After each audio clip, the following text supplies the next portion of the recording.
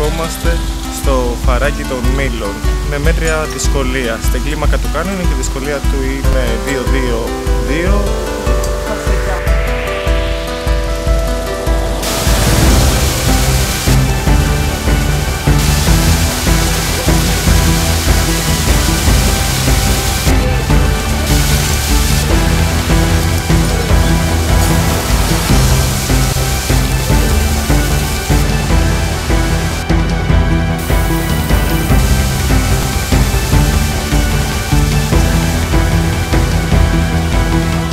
Τα τεχνικά φαράγγια διαφέρουν από τα κλασικά φαράγγια που γνωρίζουμε όσον αφορά τη χρησιμοποίηση σκοινιών για να κατέβουμε κάθετα τμήματα.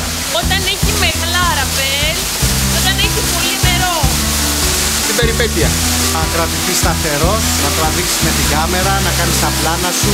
Δεν πρέπει να ενοχλείς τον κόσμο.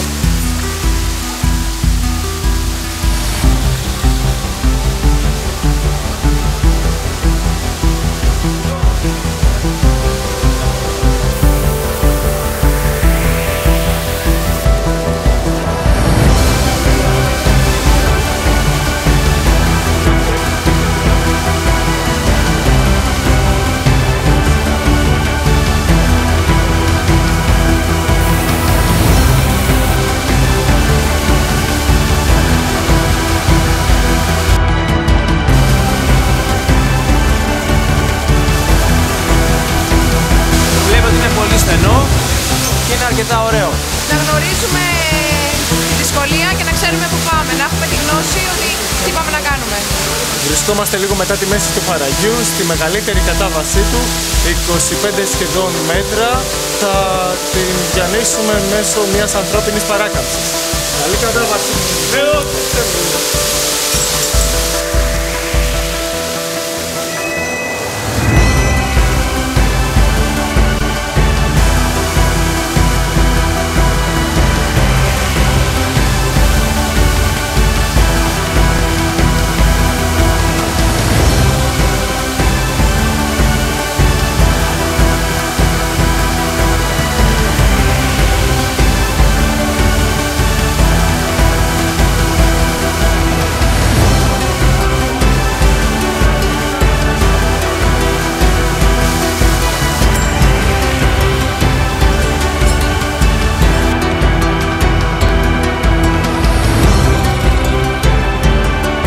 Το σημερινό φαράγγι είχε νερό, κάτι που συνήθως δεν έχει.